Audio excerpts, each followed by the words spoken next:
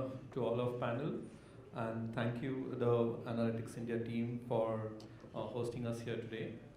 Um, I'm really proud and a privilege because I'm the only one who can look into the notebook, right? So, yeah, looking forward for this session and some really good question and answers we will have from the audience as well. So what I think is the agenda would be high level. I'll ask. I have some 2 to 3 questions for you, each of you, and then we will go to the audience to ask the question. But the first question I would like to start with is, and I would like to have each of yours perspective on this. The first question is, how do today's organizations are using machine learning to enhance their customer experience, which can drive the business outcome, both tangible and non-tangible? So that would be the first one. Can we start? Hi, good morning, everyone. I think a very valid question. So why don't I restrict my answer to more banking and the financial services industry?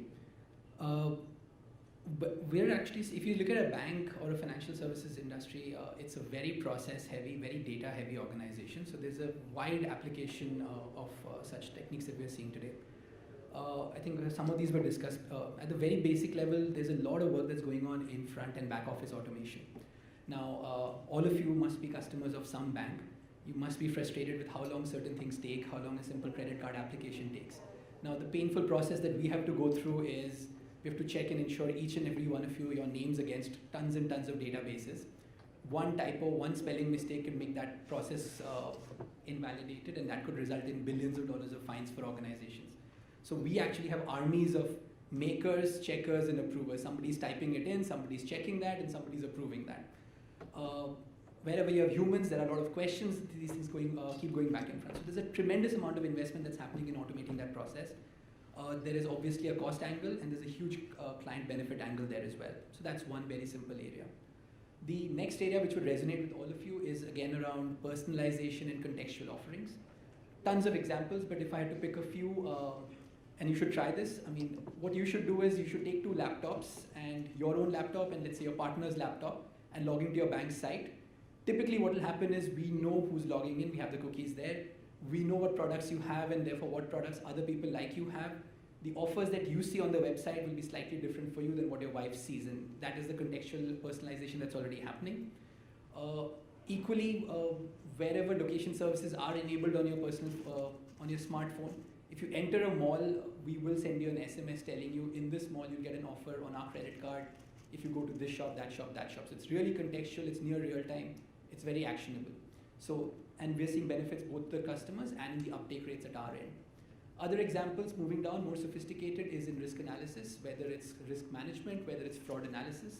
Again, some of these things were still very manual, very people dependent, very judgmental. There's a tremendous amount of investment in algorithms which kind of simplify that.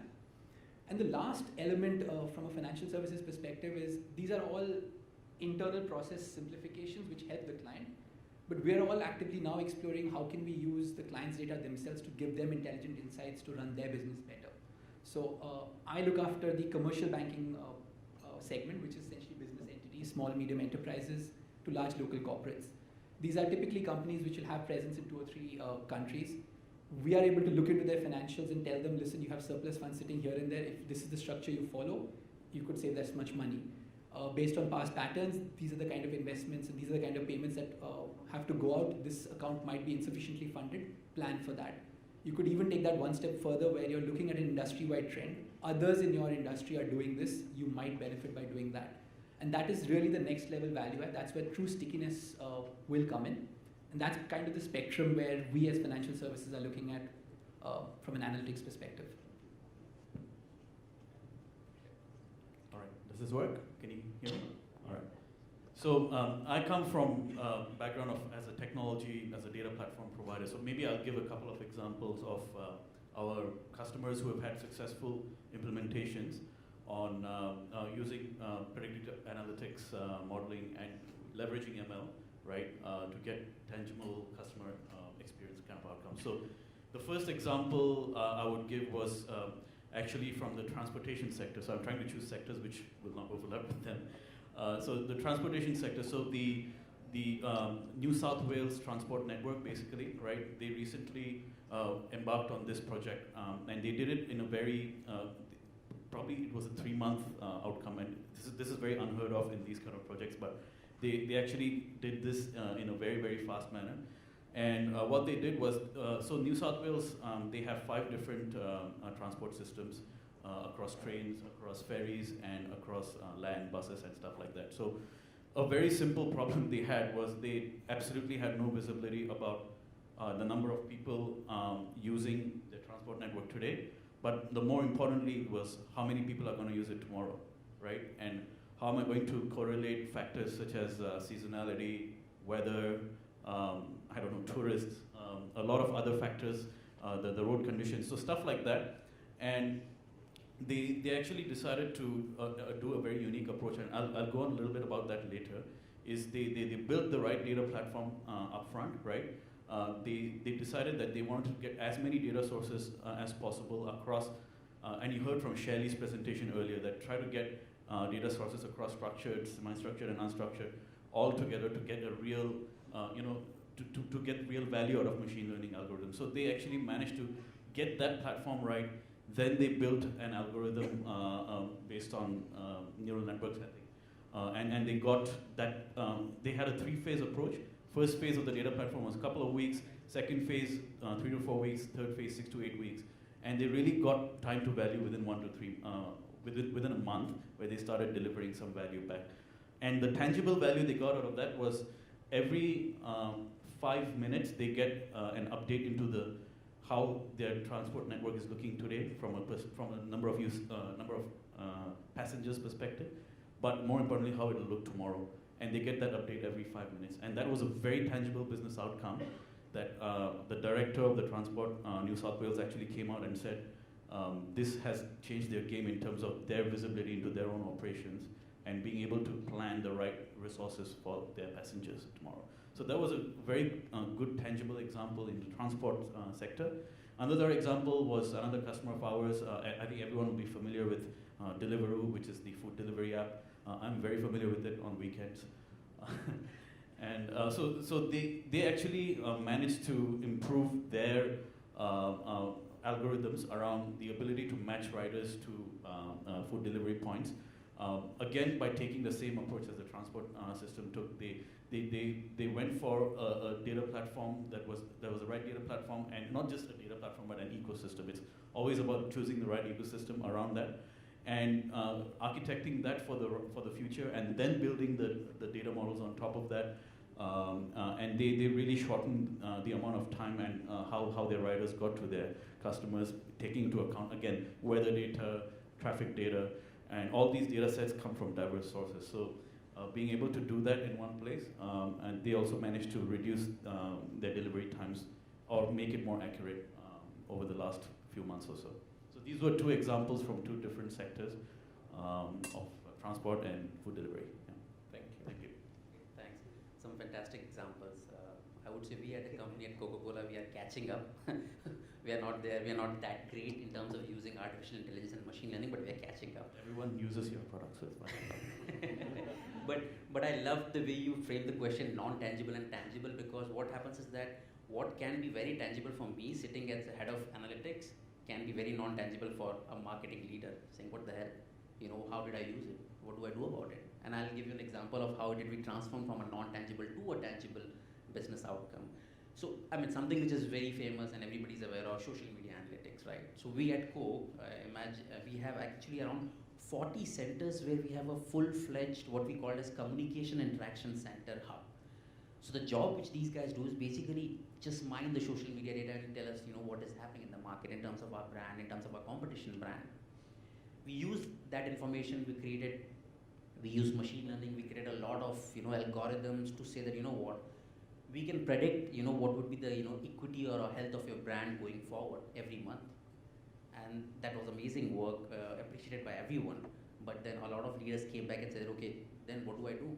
Yes, you told me my brand health would be great going forward. What do I do? Do I ship more? Do I, tell my customers about it? What do I do about it, right? we said, okay, great. You know, how exactly we can use that information to make sure you can take some tangible business outcomes. We went back and we said, okay, why don't we start listening to what consumers are telling us and start innovating based on that, right? So what we did is we started using all these social media, what consumers are saying us in our innovation process. I'm not sure how many of you are aware. Actually, I was talking to Deepa in the morning that in Thailand we ran a campaign in Fanta which is called as WTF, and it actually came from consumers. You know, during Songkran period, a lot of consumers, we saw that every year they were talking about a theme of, you know, how exactly they would love to play with fruits, right? Challenge. You know, Songkran is a big festival in Thailand. We just used that insight which consumers are telling us, and we created, you know, a big campaign and product surrounding what we call as what the fruit. You know, and this has been a big success in Thailand. We are taking it to, you know, other parts of the world also. So it is a prime example of how, you know, what our leaders were coming back and telling us that, you know what, give us something tangible. We actually engrossed that in a process of innovation, saying that, okay, here is the tangible outcome which actually you can use these data for. So maybe just one example to go with, because we have to catch up. Yeah. Oh, thank you so much. You spoke about non-tangible, right? So in any of your industries, do you actually measure NPS? Because in one of the first presentation when Shailendra was there, right, he said one of the dealer of Volkswagen increased the NPS count by 20 points. That's too much, right? And it's really good. So, and just by improving the customer experience using machine learning.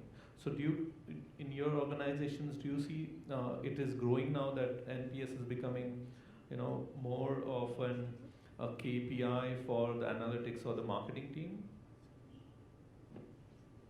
Yeah. So for Coke as a company, I would say not much. As I said, we still have to we still have a lot of bridge to gap from what, you know, you get in terms of MPS, social media, and all other listening tools to, you know, how exactly we will kind of convert it to the business outcomes, right? You know, what works very well for us, I have seen, you know, as a company is that, you know, if we start, you know, using all the machine learning capabilities directly into what we call as our commercial or executional end, right? That works very well, right? What happens is that if, I'll give an example, what happens in Japan is that Japan is a country which we treat in our company as a, you know, as an innovation engine. You know, they do fantastic innovation every year, every now and then. They are big on vending machines, right? What they have been seeing over the past few years that, you know, for some of the areas, you know, the vending machine sales is on decline, right? And you know, they were not able to find out why it is declining, right? What is the cause, right? What we did is we said, okay, you know, again, you know, very similar to example of what you mentioned, that we actually went to the Japan government, said that can you share us with all the geospatial data of all the locations which you have, right? Which, you know, in the particular areas where we have vending machines, how many ATMs are there, how many malls are there, what is the kind of consumer profile, what is the average per capita, right? And we basically just used all that information in line with where our vending machines are to help us understand which are those factors which are helping us, you know, actually drive volume or decline volume. And that was a very eye-opener. So any analysis which we do, which is very closer to business in terms of commercial execution, gets accepted very easily. The point I was trying to make. But anything which is like a different route where consumer are not experiencing the tech directly, we have to, you know, kind of go and push it to the organization saying that let's accept it. Great. So what is your view on that? Yeah, I don't want to avoid the question. So we do measure NPS, but the challenge when you're a bank is that there are tons of process simplifications and client innovations that you do. But parallelly, along with that comes a regulatory change which might require you to go back to all your clients and ask them for fresh documentation on tons and tons of paper, and so often that clouds the overall client experience. So we have seen an uptick in NPS, and we do measure it, but there are quite a lot of factors, including risk factors and things like that, which often cloud the ability to very clearly distill that. What we do, however, what we are also trying to do is internally for our staff, because a lot of the analytics capabilities are deployed to clients through our frontline teams, because in our segment, it's a relationship managed segment. We have been for the last couple of years monitoring something that we've defined as net easy score. How easy is it for our guys to manage our clients and serve them? And we've seen a very significant uptick in that through a variety of initiatives that we've done on the analytics front. So yes, I mean, we do measure it, but it's a little hard for me to quantify the innovation and analytics driven client benefit right way. So, Bireshwar, one of the point which you mentioned in first discussion that banks deals with very large and complex data, right? So how are today's bank are actually really using what you also gave a very good example of geospatial data and then making real use of it, right? So how are banks really making use of the complex data? Sometimes it is very complex, and sometimes you have to understand the real use cases of it, right? So how are they really using it and making it to a derived business? Okay, no, that's a great question, and it has quite a few layers. So again, we already have a lot of internal information. So let's just imagine a large corporate client. Let's imagine Coke, or let's imagine Unilever, right? We are banking them. Their purchases and payments to all their suppliers is getting routed through us. So we have a rich information as to who is getting what money. We can also see and none of these companies are backed by us alone. They'll be backed by at least 3 or 4 other banks. We can see for which kind of products, which banks are they using, in which corridors are we better off, and so on and so forth. So there's a lot of analysis that we do around that. A very simple example is when I look at all the large complex volumes of transactions, I can easily identify which are entities in any market that are strong counterparties to existing clients, and they become very good targets for us to go and acquire. How? I mean, because they're already integrated into the value chain of a client that I already bank. So it's easier for me to serve them, it's easier for me to offer them value propositions, right? The next level where we're all headed towards, where I think there are some challenges, is then integrating external data. So the external data comes in 2 or 3 layers. One, and again, you guys have all heard about all the fintech partnerships and all the platformization of banking and all of that. So we're all actively working with a variety of people who are providing services beyond just banking. It could be a logistics partner, it could be a whole variety of partners, right?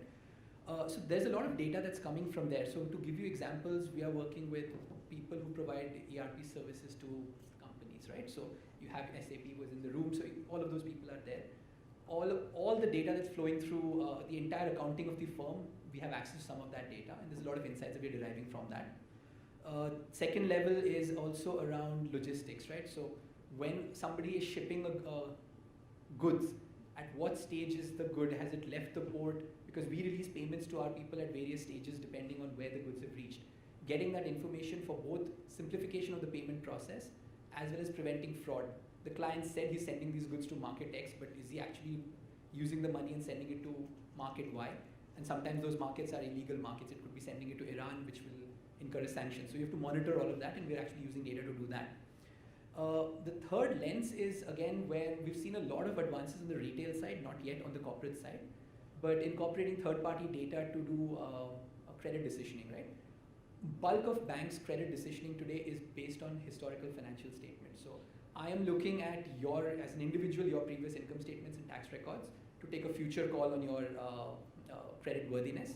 And in my space, which is the commercial space, we look at last 2 to 3 years of financials, which have to be audited, which means they're already 6 to 8 months outdated, to take a $10 or $15 million financial call over the next 2 or 3 years. So it's a very, very outdated system. It's very people dependent. We've already seen in the West where the information is far richer. Banks itself are giving loans up to $1 million based on completely automated third-party data integration in 15 to 20 minutes. And the NPS scores on those are at 70, 75%. That's the direction we're headed. In our markets, access to that information is a little less rich, but all of us are actively investing in algorithms to kind of be able to codify all of that. Some examples. Wow, great. So Sachin, I have one question related to data to you, right? Because the most important factor in analytics or in machine learning, right? So it's always a challenge for any organization about the data quality, right? And about the data itself, right? And what is the architecture, what architecture we should have, because the large organization already have multiple systems in place, multiple sources in place, multiple silos team managing them, right? So it's a very tough decision for an organization to think from an overall view and think about a modern architecture. So what is your view on that? And do you suggest something? Because you come from a data engineering background, so. I'll suggest 2 different things. What I suggest to him would be maybe completely different to what I suggest to him, and what I would suggest to a food delivery app. So I wouldn't say that there is one, brush, one swoop of the brush, and you can paint every organization the same way. But definitely from a best practices perspective, what we do advise organizations is from a data platform and data engineering perspective and Shelley said this very clearly in the early presentation, that get as much of your data sources in one place as much as possible, right? The problem in the data platform, the data architectures of the past was that you used to have your structured data sets, your semi-structured data sets. Well, they used to be just structured in the past, right? But the problem now is that you're getting semi-structured data sets from all kinds of sources, social, mobile app, web, logs, right? All of them are coming in.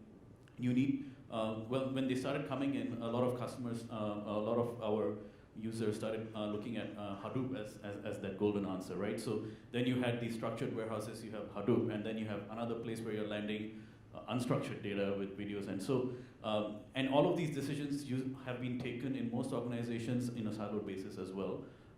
One team is doing, the BI team is maybe deciding on a structured part. And so what we are advising most of our clients now is to unify the data architecture across an organization as much as possible. But if not across an organization, within a business unit, for example, try to get all your different data sets at least in one place, right? And you may have multiple instances of that, but try to get different types of data in one place, because the only way you can get value out of your machine learning algorithms, which will then be used for predictive analytics, is machine learning does not just look at one type of data, and it needs all of this, just as I mentioned in my example, to be able to get value and tangible business outcomes. So get all the data in together is what our real advice would be. Yeah. Okay, great. So one more question to you, and because in FMG sector is always the biggest challenge, or we had Shailendra said, right, the main use, or not main, the most of the use of the machine learning models is done by the campaign team or marketing team to engage with customer to get the outcome out of it, right? That is one of the measure. But what I see a challenge from a company like Coke, because you have customers who will not necessarily share the data. Someone who is buying a Coke bottle, why will he give his data, right? So, and how do you overcome this, and how will you engage with such kind of customers, right? In what he said, in a personalized way, real-time way, right?